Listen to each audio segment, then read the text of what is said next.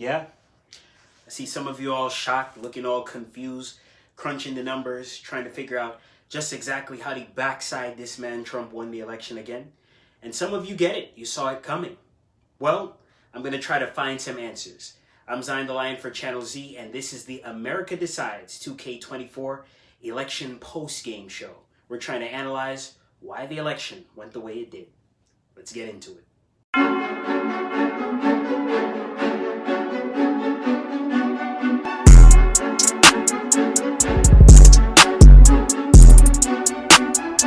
Looking at the numbers, Trump performed nearly identical to 2020, getting around 75 million votes.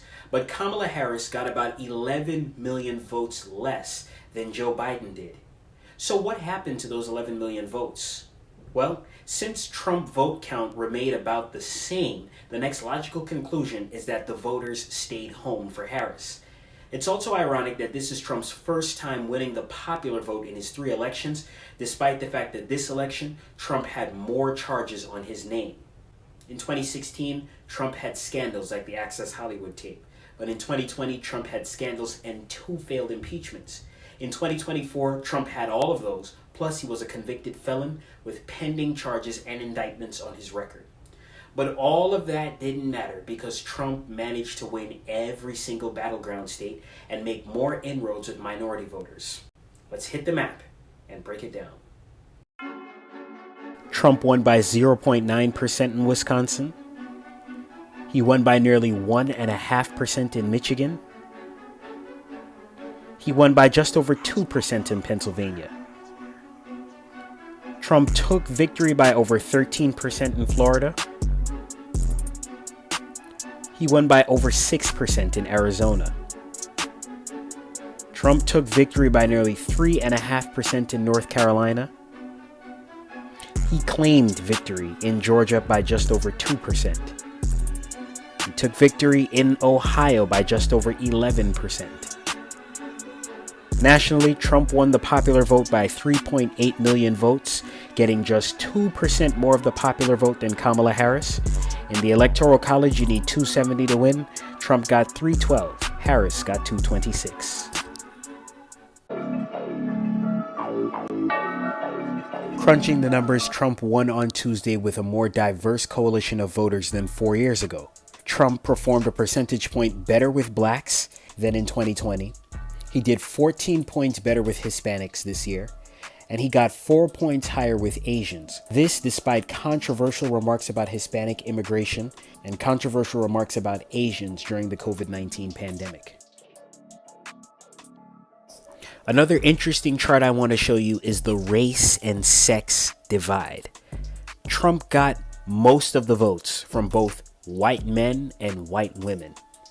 We got that. But take a look at black people now. While only 7% of black women voted for Donald Trump, he made far more inroads with black men, 21%. Looking at Latinos now, Latino women, only 38% of Latino women voted for Trump, but that number is much higher with men. 55% of Latino men voted for Trump. So, it's clear from the 2020 electorate that Trump still has the majority of votes with both white men and women. But when it comes to ethnic minority groups, the men tend to favor Trump more than the women. Let's take a look at this breakdown of sex and age, because this is interesting. Looking at young men age 18 to 29, because we talked about Trump going on the Andrew Schultz and Joe Rogan podcast, and the support seems to reflect here. Trump scoring 2 points better with young men over Harris. Not much, but it is greater. Men ages 30 to 44, Trump scoring 10 points higher than Harris. Then we go men 45 to 64, Trump scoring better, beating Harris by 22 points in that regard. But let's shift down to women now.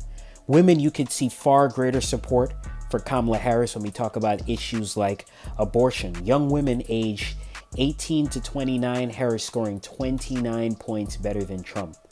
Women age 30 to 44, Harris scoring about 9 points better than Trump. And of course, women now 45 to 64. This is where things begin to shift.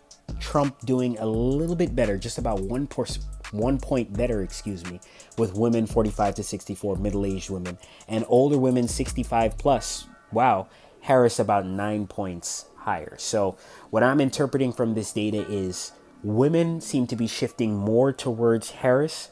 Men of all ages seem to be shifting more towards Trump.